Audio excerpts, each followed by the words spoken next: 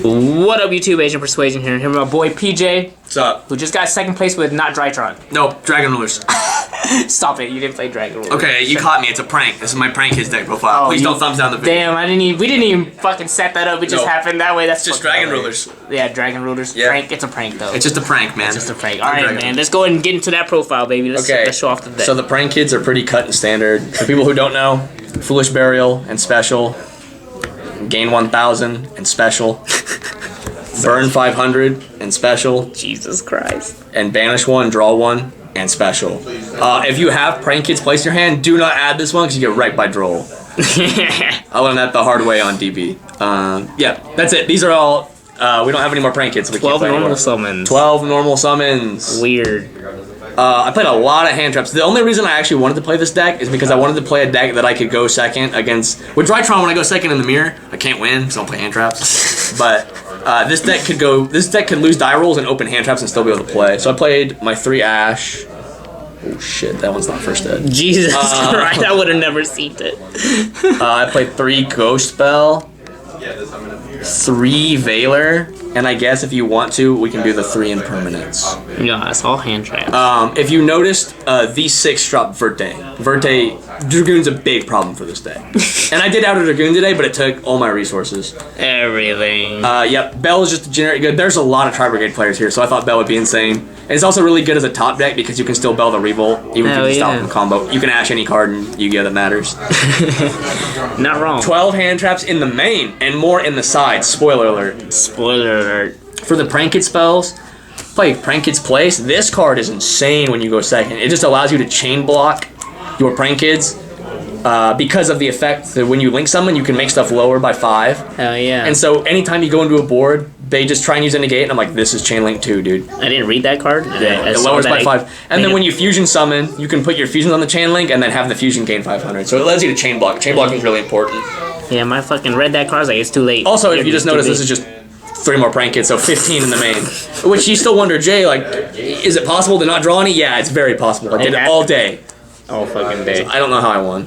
But, yep, this card is good. Oh, and then the other Prank Kids cards are the Pandemoniums. This card is insane. I hate that card. It's a quick play. What's cool is when you're on your board, you can go activate this and then see if they have something, and then you tribute your Bow Wow, and then the Bow Wow resolves, and then you get to pick. Because you can still fusion summon even without your Bow Wow resolving. So it's a legal activation. Fair. Yep. And then the Prank Kid's Place. This card's pretty important. In more generic lists, you have to play 2 because some people are playing Desires. I substituted Desires for a card you'll see in a little bit. But because I wasn't playing Desires, I get to cut down on the quote-unquote bricks of the deck. Fair. I was like, I'll be you know, we know how to deck build. Shout out Hoban. So there's no upstart in your deck. Oh, bro, it was so close. And then for the generic cards, I played 3 Poly. This card is insane. Basically, opening this card in a Prank Kid allows you to end on Toad. If you open 2 Prank Kids and this, you get to Toad as your 5th summon. So you Toad before you can't get Nibiru'd.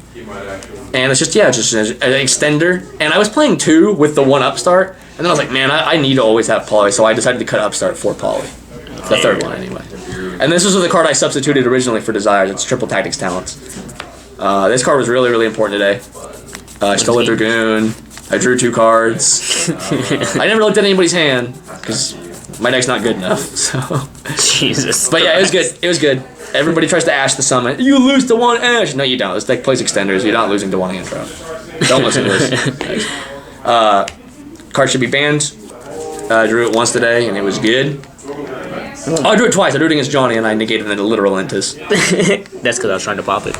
Instant Fusion. This card's bonkers because it lets you DT. By the way, it lets you cheat out the either of the level 5s, and the Rocket one is just really, really good for extension. So if you get stopped during your play and you have this, it basically just makes it to where it basically serves as called by. You just extend through it. Yeah. But it's cool because then you get your Rocket effect, and then you can put the Rocket back in the extra deck, and it's like you didn't even use it, and all it costs was 1,000 life points. And if I'm at 9,000, and then I use this and I go to 8,000, I'm still at 8 tier 75. Shout out to Time in the Round. I hate this deck for time. Oh, and then my last card, shout out to Seth, let me borrow this, was Monster Reaper. And I saw it once, and it's just an extender.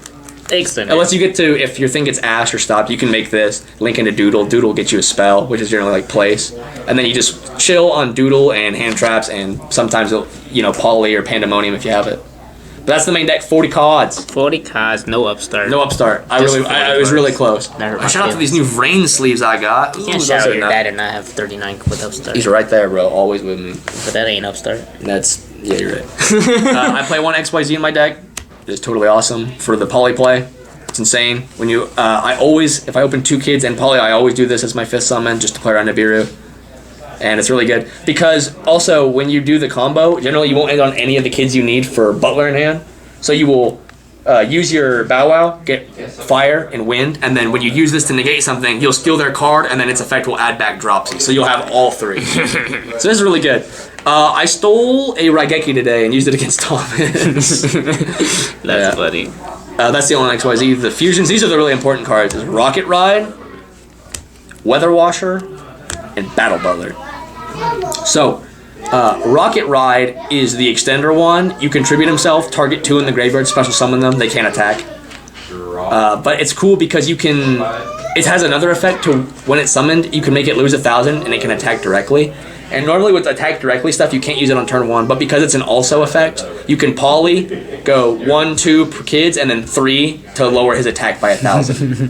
So you get a chain block that way. Yeah, it's really good. Weather Washer. This is the one you generally kill with. This is the one where when you enter the battle step, you can't use anything. So when a Prank Kids monster declares an attack with this card on the field, you can't activate cards or effects until after the damage step.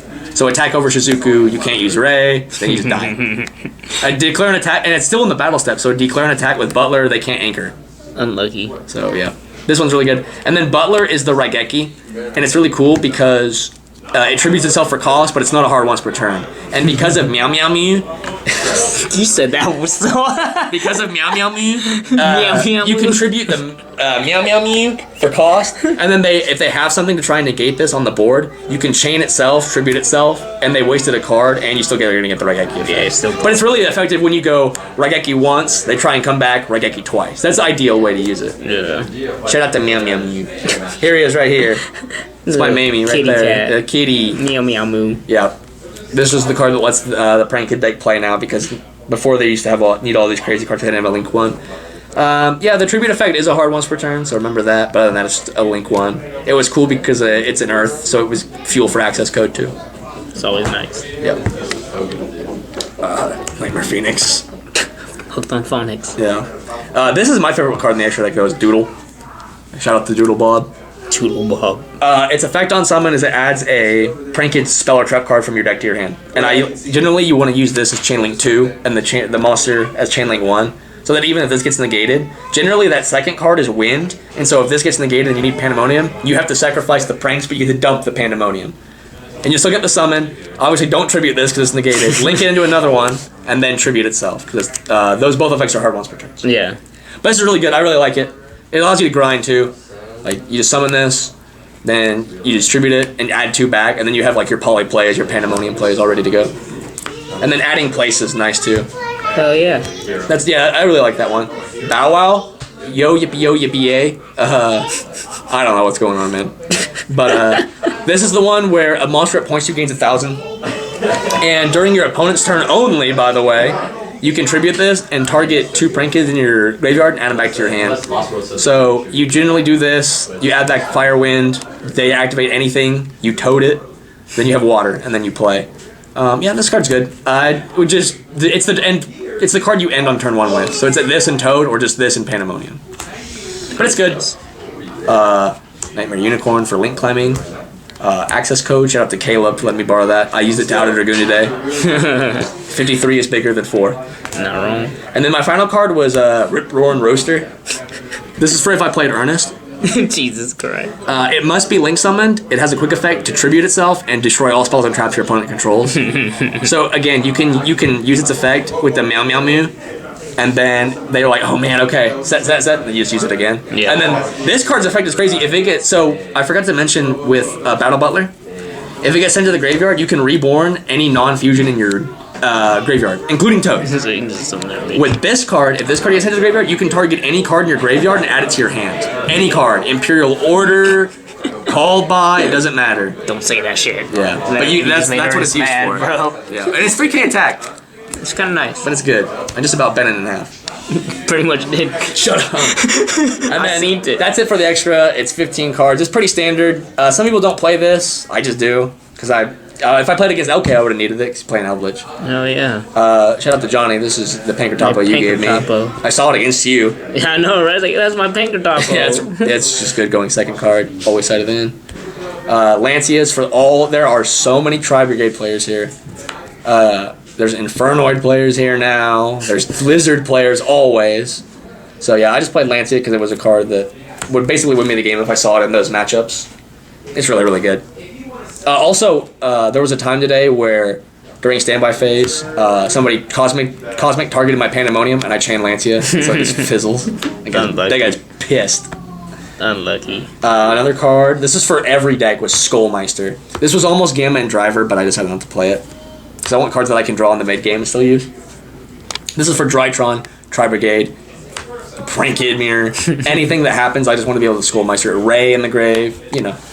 So these are the cards I decided would like hit the Tri-Brigade deck the most. Other than Bell and Ash, which are in my main. Yeah. But these are the other hand traps I played. I wanted to play Gamma and Driver, but I didn't want to.